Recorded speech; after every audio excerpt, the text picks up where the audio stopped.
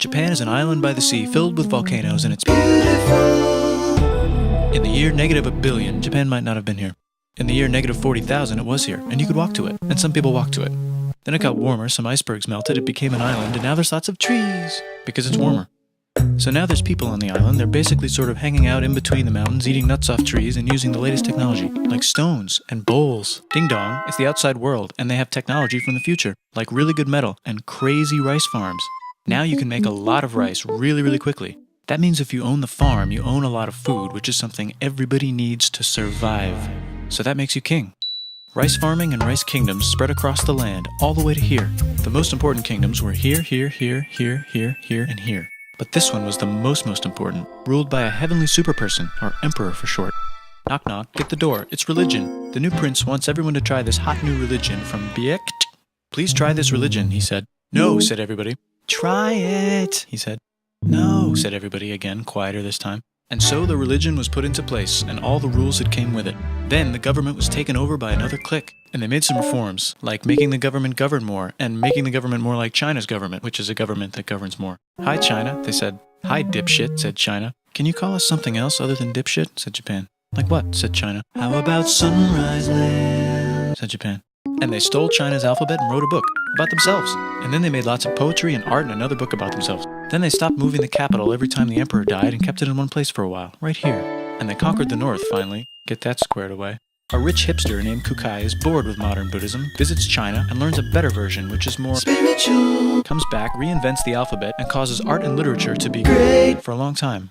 And the royal palace turned into such a dream world of art that they really didn't give a shit about running the country.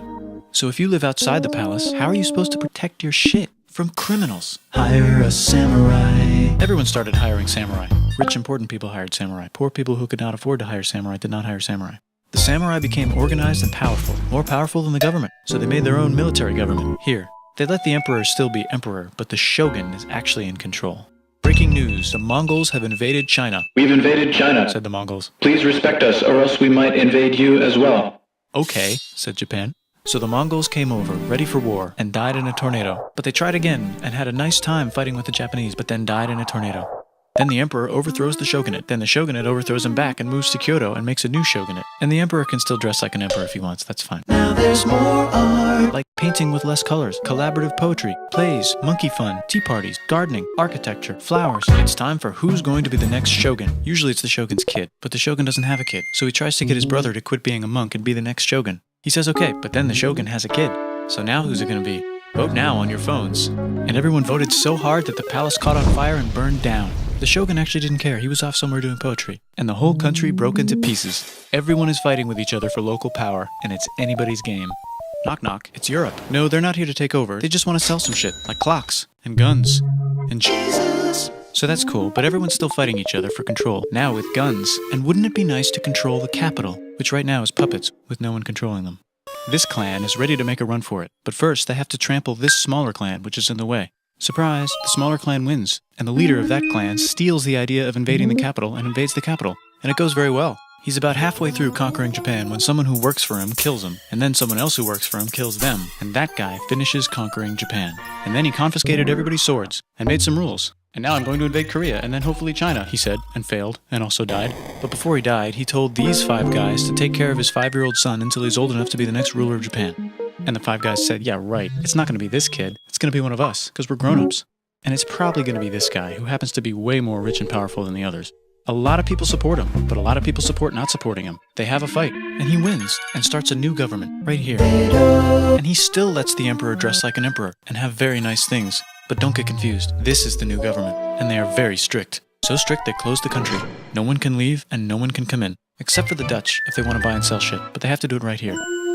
Now that the entire country was not at war with itself, the population increased a lot. Business increased, schools were built, roads were built, everyone learned to read, books were published, there was poetry, plays, sexy times, puppet shows, and Dutch studies. People started to study European science from books they bought from the Dutch. We're talking geography, skeletons, physics, chemistry, astronomy, and maybe even electricity. Over time, the economic and cultural prosperity began to gradually slow down. Knock knock. It's the United States, with huge boats, with guns. Gunboats. Open the country. Stop having it be closed, said the United States. There's really nothing they could do, so they signed a contract that lets the United States, Britain, and Russia visit Japan anytime they want. Choshu and Satsuma hated this. That sucks, they said. This sucks. And with almost very little outside help, they overthrew the shogunate and somehow made the emperor again and moved him to Edo, which they renamed Eastern Capital. They made a new government, which was a lot more Western. They made a new constitution that was pretty Western, and a military that was pretty Western. And do you know what else is Western? That's right, it's conquering stuff. So what can we conquer? Korea. They conquer Korea, taking it from its previous owner, China, and then go a little bit further. And Russia rushes in out of nowhere and says, "Stop, no, you can't take that. We were going to build a railroad through here to try to get some warm water." And Russia builds their railroad, supervised by a shit ton of soldiers. And then when the railroad was done, they downgraded to a fuck ton. Did I say downgrade? I meant upgrade. And Japan says, "Can you maybe chill?" And Russia says, "How about maybe you chill?" Japan is kind of scared of Russia. You'll never guess who's also kind of scared of Russia. Great Britain. So Japan and Great Britain make an alliance together so they can be a little less scared of Russia. Feeling confident, Japan goes to war against Russia, just for a moment, and then they both get tired and stop. It's time for World War I. The world is about to have a war, because it's the 1900s and weapons are getting crazy, and all these empires are excited to try them out on each other. Meanwhile, Japan has been enjoying conquering stuff and wants more. And the next thing on their list is this part of China and lots of tiny islands. All that stuff belongs to Germany, which just had war declared on it by Britain because Britain was friends with Belgium, which was being trespassed by Germany in order to get to France to kick France's ass because France is friends with Russia, who was getting ready to kick Austria's ass because Austria was getting ready to kick Serbia's ass because someone from Serbia shot the leader of Austria's ass. Or actually shot him in the head. And Britain is currently friends with Japan, so you know what that means. Duh. Japan should take the islands. Which they wanted to do anyway, so they called Britain on the telly to sort of let them know. And then they did it. And they also helped Britain a little here and there with some errands and stuff. Now the war is over, and congratulations, Japan, you technically fought in the war, which means you get to sit at the negotiating table with the big dudes, where they decided who owns what. And yes, Japan gets to keep all that shit they stole from Germany. You also get to join the post-war mega alliance, The League of Nations. whose mission statement is to try not to take over the world. The Great Depression is bad, and Japan's economy is now crappy, but the military is doing just fine, and it invades Manchuria. In the League of Nations, it's like, no, don't do that. If you're in the League of Nations, you're not supposed to take over the world. And Japan said, How about I do anyway?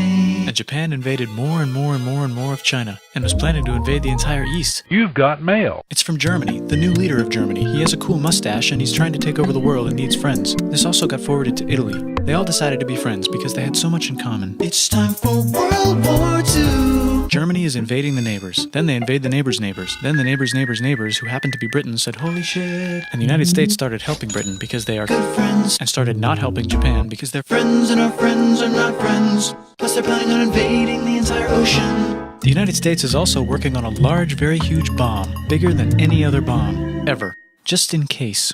But they still haven't joined the war. War looks bad on TV, and the United States is really starting to care about their image. But then Japan spits on them in Hawaii and challenges them to war, and they say yes. And then Germany, as a symbol of friendship, declares war on the United States also. So the United States goes to war in Europe, and they help the gang chase Germany back into Germany, and they also start chasing Japan back into Japan. And they haven't used the bomb yet, and are curious to see if it works, so they drop it on Japan. They actually drop two.